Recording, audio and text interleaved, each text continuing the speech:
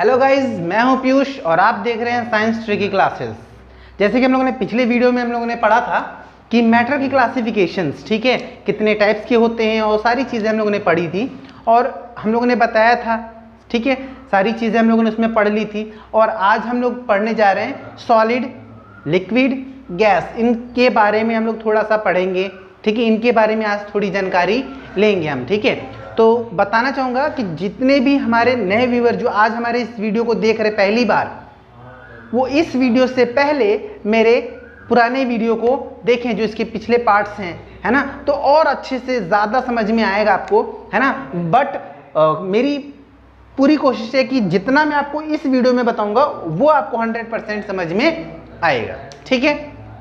तो स्टार्ट करते हैं हम लोग, ठीक है। और स्टार्ट करने से पहले बता दूं कि टॉपिक ज़्यादा बड़ा वीडियो में इसीलिए नहीं बनाता क्योंकि मुझे पता है कि कौन देखे यार इतना बड़ा वीडियो, है ना।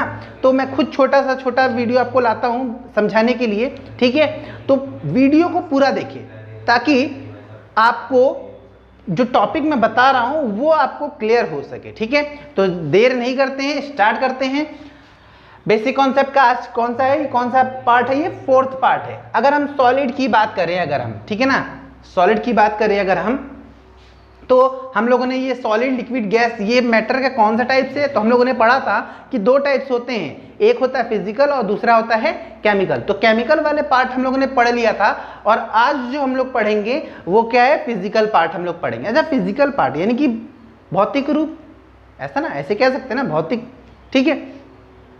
अगर हम देखें सॉलिड और लिक्विड और गैस की बात करें अगर हम, है ना, तो सॉलिड जो होता है आपको देखा होगा, जैसे ये क्या है, ये सॉलिड है, ठीक है। अगर आप पानी, मिल्क या कोई आप दूध ले लेते हैं तो वो किस में आ जाता है, किस में आ जाता है, वो लिक्विड में आ जाता है ना। हवा चल रही है, ठीक है, तो ये क्या है, गैस है, ये आपको अच्छे से पता है, ठीक है।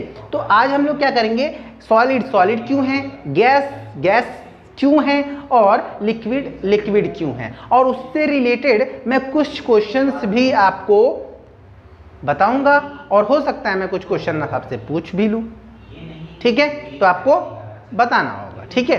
तो स्टार्ट करते हैं। अगर हम सॉलिड की बात करें, है ना, सॉलिड की बात करें तो जो इसके मॉलिक्यूल्स होते हैं, यहाँ पे समझने के लिए मैं आपको ऊपर बता देता हूं, जो इसके मॉलिक्यूल्स, सॉलिड के मॉलिक्यूल्स होते हैं वो, ये मान लीजिए ये सॉलिड के मॉलिक्यूल्स हैं,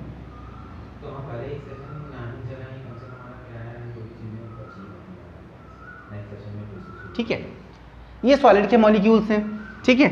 या मैं नीचे एक्सप्लेन कर सकता हूँ, यहाँ पे नीचे एक्सप्लेन कर देता हूँ आपको।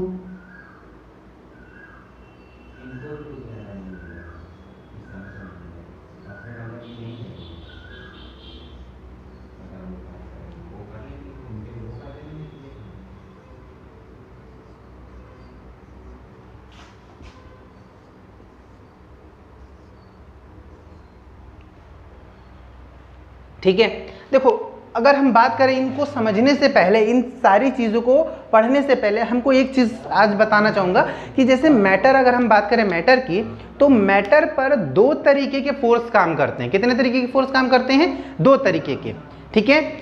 एक होता है इंटरमॉलिक्यूलर फोर्स ऑफ अट्रैक्शन और दूसरा होता है इंटरमॉलिक्यूलर फोर्स ऑफ रिपल्शन। अंतराण्विक आकर्षण बल, अंतराण्विक प्रतिकर्षण बल, ठीक है। अब आकर्षण और प्रतिकर्षण आपको पता है कि क्या होता है आकर्षण में और क्या होता है प्रतिकर्षण में। आकर्षण की बात करें तो जो आकर्षित, एक दूसरे को ज्यादा आकर्षित करने वाले फोर्स, ठीक है, और रिपल्शन यानी कि एक दूसरे को रिपल करते हैं, ठीक है। तो यहाँ पे इस मैटर पर 2 तरीके के फोर्स काम करते हैं, इंटरमॉलिक्यूलर फोर्स ऑफ अट्रैक्शन और दूसरा होता है इंटरमॉलिक्यूलर फोर्स ऑफ रिपल्शन, ठीक है। अब हम बात करें ये 2 फोर्स की वजह से, यानी कि ये 2 फोर्स ही कितना किस पे लगना है, यही फोर्स डिसाइड करते हैं कि सॉलिड होगा या लिक्विड होगा या गैस होगा, ठीक है। अगर हम बात करें यहाँ पे, फिर से समझिए इस चीज को, देखिए ये हमारे क्या है, कोई भी पार्टिकल्स है, ऐसे समझ लीजिए, कोई भी पार्टिकल समझ लीजिए यहाँ पे। अब ये पार्टिकल्स जो होते हैं आपस में क्या है, जैसे यहाँ पे हमने दिखाया आपस में क्या है, जुड़े हुए हैं, ज्वाइंट है, क्लोजली टाइड है ना। अब यहाँ पे देखा होगा ये बीच का एक स्पेस दिख रहा होगा आपको, ये बीच का स्पेस दिख रहा होगा, जो कि खाली दिख रहा है आपको, है ना, इस स्पेस को हम लोग कहते हैं इंटरमॉलिक्यूलर स्पेस। क्या बोलते हैं? अंतर आणविक स्थान।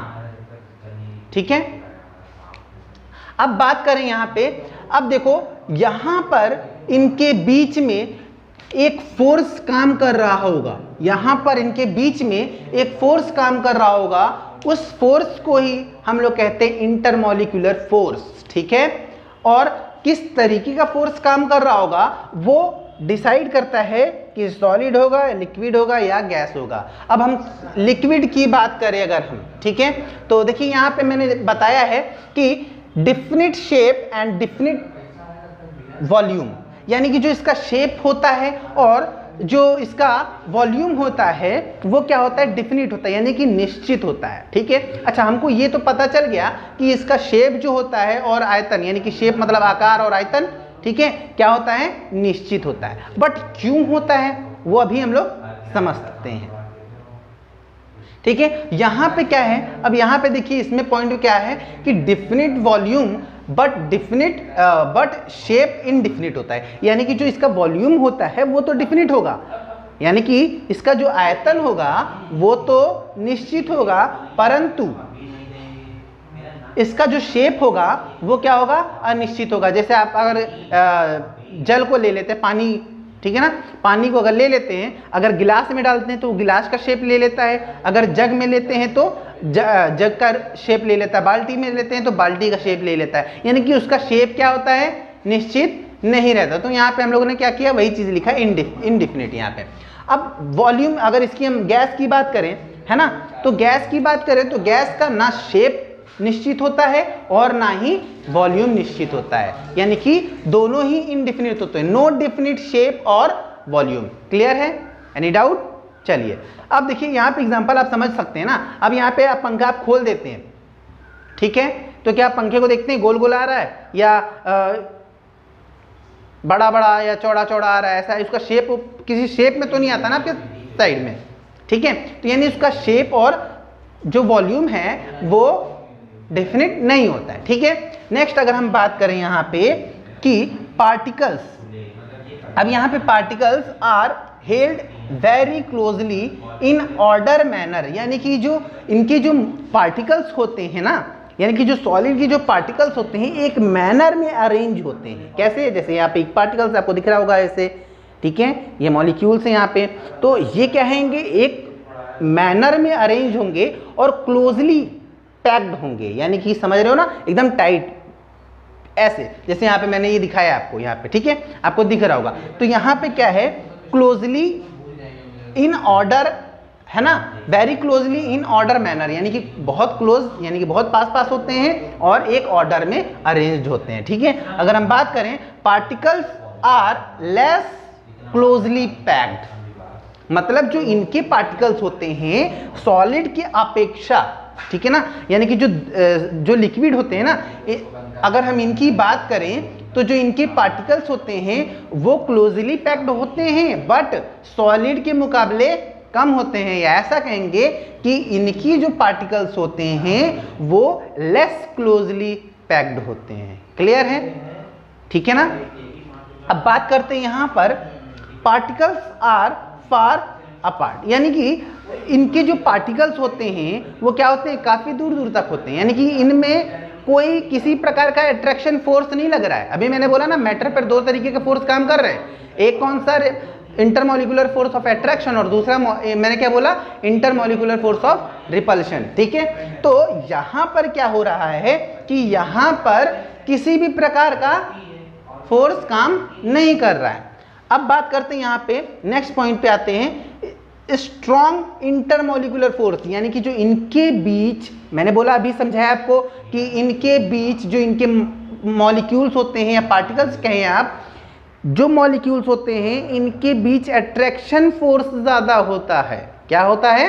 अट्रैक्शन फोर्स ज्यादा होता है, यानी कि इंटरमॉलिक्यूलर फोर्स, मैंने अभी बोला कि दो तरीके के फोर्स काम करते हैं, यानी इंटरमॉलिक्यूलर फोर्स क्या होता है? स्ट्रांग होता है, और यहाँ पे क्या होता है? मॉडरेट होता है, और कह सकते हैं इंटरमाइन्यूट होता है मॉलिक्यूलर फोर्स, यानी कि अगर हम बात करें इसमें भी अट्रैक्शन फोर्स लगता है बट किसके मुकाबले? सॉलिड के मुकाबले क्या होता है? कम लगता है। क्लियर है? Any doubt? चलिए अगर हम बात करें यहाँ पे इसमें गैस की बात करें तो गैस में क्या होता है कि बहुत वीक लगता है, या ऐसा कह सकते हैं यहाँ पे वंडरवाल फोर्स काम करता है। क्या होता है?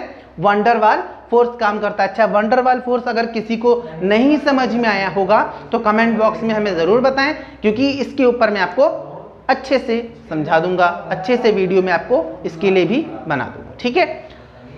वीक मॉलिक्यूलर इंटरमॉलिक्यूलर फोर्स होता है, यानी कि यहाँ पर जो मॉलिक्यूलर फोर्स रहेगा वो क्या होगा? बहुत ही वीक होगा, यानी कि इनके पार्टिकल्स इसीलिए इधर उधर बिखरे होते हैं। समझ में आ गया? अब बात करते हैं next, particles does not move freely around, यानी कि जो सॉलिड की जो पार्टिकल्स होते हैं वो क्या होते हैं? फ्रीली मूव नहीं करते हैं। देखा होगा, इसको मैं अगर कहूँ यहाँ पे इसको छोड़ दिया है ना, तो इसके मॉलिक्यूल्स ना इधर भागेंगे ना इधर भागेंगे। बट अगर मैं बात करूँ लिक्विड की, तो मैं लिक्विड को यहाँ पे गिराऊंगा तो जाएगा वहाँ पे, यानी कि मूव करते हैं। इसके पार्टिकल्स मूव नहीं कर रहे हैं। आखिर लिक्विड को आपने यहाँ पे गिराया, पानी जो भी है, पानी आप जैसे पानी गिर जाता है एक जगह, तो पानी क्या हो जाता है? यहाँ पे गिराते हैं तो जाके उधर फैल जाता है ना? क्यों? क्योंकि उसके पार्टिकल्स मूव कर सकते हैं, बट इसके पार्टिकल्स मूव नहीं कर सकते हैं। ठीक है? तो ये क्या है? नॉट मूव फ्रीली अराउंड, क्योंकि इसके, अब ये क्यों नहीं मूव करते हैं? तो ये भी एक रीजन है ना। तो क्यों नहीं करते हैं? क्योंकि इसके जो पार्टिकल्स होते हैं वो क्लोजली टाइट होते हैं, इनमें अट्रैक्शन फोर्स ज्यादा होता है। ठीक है?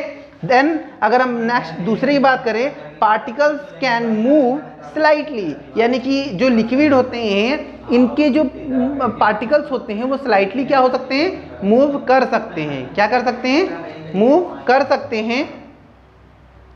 अब गैस की बात करें, है ना, तो particles can move easily and very fast. अगर हम देखिए यहाँ पे पंखा हमने खोल दिया, ठीक है, पंखा हमने खोला, हम पंखा चल रहा उधर और हम खड़े हैं इधर, और जैसे ही हमने चलाया तो पंखे की हवा कहाँ आ गई? उसके हमें लगने लगी। कैसे? क्योंकि जो उसके पार्टिकल्स हैं, उसके पार्टिकल्स क्या कर रहे हैं? मूव कर रहे हैं, और काफी तेजी से मूव कर रहे हैं। तो ठीक है, अब आगे हम लोग देखते हैं, जैसे कि यहाँ पर इसी एग्जाम्पल को हम लोग आगे देखते हैं कि जो इसके पार्टिकल्स है, देखो यहाँ पे काफ़ी क्लोजली टाइट होते हैं। क्या होते हैं? काफ़ी, देखो क्लोजली टाइट हैं, जिसके वजह से इनका शेप और साइज, वॉल्यूम जो होता है वो क्या होता है? डेफिनिट होता है। अब देखो, जैसे ऐसे समझो कि ये पार्टिकल्स है, जैसे यहाँ पे ये पार्टिकल्स है, जैसे समझ रही हो। अब यहाँ पे देखो, यहाँ पर क्या किया हमने? इसको हमने अच्छे से बांध दिया, ठीक है, या ऐसे हमने क्या कर दिया? एकदम बढ़िया से पैक कर दिया, इसको टाइट से बांध दिया। अब क्या इसके पार्टिकल्स जो हैं, यानी कि ये जो पार्टिकल्स, इसको पार्टिकल समझो, ये क्या मूव कर पाएंगे? क्या? जब मूव नहीं कर पाएंगे तो होगा क्या? ये एक जगह शिफ्ट होंगे, एक ही जगह फिक्स हो जाएंगे, और जब फिक्स हो जाएंगे तो एक शेप और एक वॉल्यूम क्या हो जाएगा? बनेगा। ठीक है? अब ये वॉल्यूम क्या हो जाएगा? क्योंकि ये क्लोजली टाइट है तो इसका वॉल्यूम भी और शेप दोनों ही क्या हो जाएंगे? फिक्स हो जाएंगे। देखो, अब बात करते हैं लिक्विड की। ये क्या है? क्लोजली टाइट नहीं है। हाँ, टाइट है, अट्रैक्शन फोर्स है, बट इतनी फोर्स से नहीं है। तो होगा क्या? अगर कुछ हुआ तो ये ऐसे हो सकता है, इसका शेप ऐसे हो सकता, फिर ये ऐसे भी हो सकता है और ये ऐसे भी हो सकता है। तो इसका शेप क्या है? निश्चित नहीं है, बट इसका आयतन, जो वॉल्यूम होगा वो निश्चित है। यानी कि 3 है, यहाँ पे देखो, यहाँ पे 3 मॉलिक्यूल्स हैं, ये ऐसे समझो, यहाँ से ये 3 हैं तो रहेंगे तो 3 ही ना। समझ में आ गया? उसी तरह गैस की बात करें तो गैस की अपेक्षा ये क्या होंगे? इसके मॉलिक्यूल्स बहुत दूर दूर होते हैं। क्या होते हैं? बहुत ही दूर दूर होंगे। अब ना ही इसका शेप निश्चित होगा और ना ही, अब ये भी नहीं पता इसमें कितने हैं, अब क्योंकि ना शेप ना, और इसके मॉलिक्यूल्स बहुत दूर दूर हैं, बहुत ही दूर दूर है, तो ना इसका शेप निश्चित होगा ना ही वॉल्यूम निश्चित होगा। ठीक है? तो ये चीज़ आपको क्लियर हो गई। अच्छा, एक क्वेश्चन आपके लिए है, ठीक है, एक क्वेश्चन आपके लिए है, और आगे हम इसको क्या करते हैं? समझाते भी हैं इससे रिलेटेड, और क्वेश्चन का आंसर आपको देना है। ठीक है? छोटा सा क्वेश्चन है और सारी चीज़ें मैंने यहाँ बताई है, बट इसका आंसर जो है वो आपको ही देना होगा। ठीक है? तो क्वेश्चन ये है कि आपने देखा होगा कील, ठीक है, छोटी सी कील होती है, उसको पानी में अगर आप डालते हैं तो वो डूब जाती है। पढ़ा भी होगा ये चीज़ आप लोगों ने। तो आंसर बहुत इजी है, आप लोग आराम से दे सकते हैं। तो आंसर आप लोग कमेंट बॉक्स में ज़रूर दें, ठीक है। एक छोटी सी कील है, वो डूब जाती है पानी में, बट जहाज़ इतनी बड़ी है, ठीक है, और इतनी भारी होने के बावजूद भी वो पानी में नहीं डूबती। तो रीज़न क्या है इसका? आंसर आप देंगे कि एक छोटी सी कील पानी में डूब जाती है और बड़ी सी जहाज़ जो है इतनी बड़ी और उसके ऊपर इतने लोग भी होते हैं, उसके बावजूद वो नहीं डूबती है, ठीक है। कमेंट बॉक्स में इसका आंसर आप लोग देंगे। अगर नहीं दे पाते हैं तो वो भी आप कमेंट बॉक्स में बताएंगे, ठीक है। तब तक के लिए बाय बाय, और इसके आगे हम और भी बात करेंगे नेक्स्ट वीडियो में, ठीक है। और वीडियो अगर अच्छी लगे तो लाइक करिए, और कोशिश यही करिए कि आपके जितने भी फ्रेंड हैं जिनको पढ़ने में बहुत प्रॉब्लम होती है उनको ये वीडियो शेयर करें, अपने रिलेटिव्स को शेयर करें, है ना। और जितना आप लोगों ने प्यार दिया उसके लिए बहुत बहुत थैंक यू, ठीक है। तो बाय बाय, टेक केयर।